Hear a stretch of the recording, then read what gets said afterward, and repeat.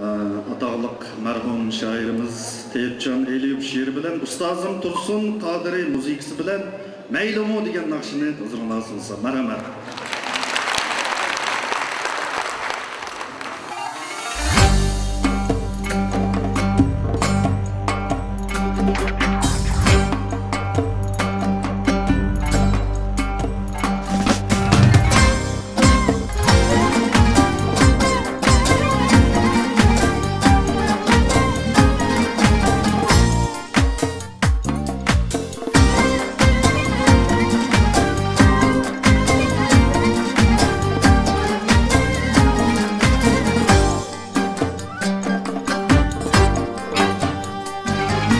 Kelmek bulup sen kelmedin, kelmek bulup sen kelmedin. Söz bolsa yalgan meylimu,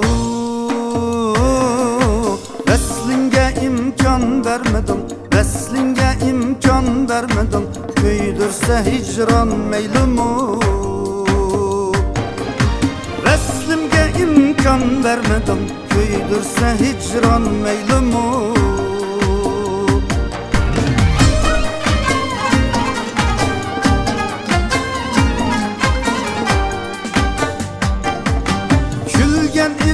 Sen gül bolup, külgen idin sen gül bolup, ben sayrıgan bulbul bolup. Bulbul ketip kuzgun kacay, bulbul ketip kuzgun kacay. Bolsa gülistan meylimu, bulbul ketip kuzgun kacay. Bolsa gülistan meylimu. Mihringe men layık idim, mihringe men layık idim. Levzimge çin sadık idim. Sadıklığımdın harlanıp, sadıklığımdın harlanıp. Örtense vicdan meylimu, sadıklığımdın harlanıp. Örtense vicdan meylimu.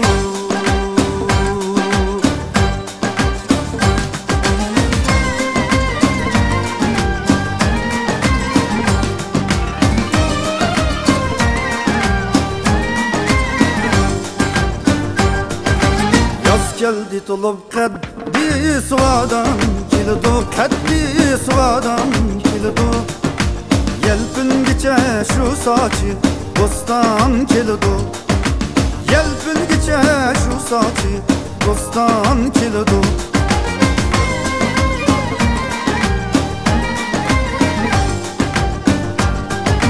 Kalk mihcil eyle gidek kül kısı bar, ey kül kısı bar. Yılgın sıdın uzli xendan kildu. Bille ökçümüz dep gidiyim pen asmanıda, hey pen asmanıda. Şu levzige has kılgıli cevlan kildu, şu levzige has kılgıli cevlan kildu, cevlan kildu.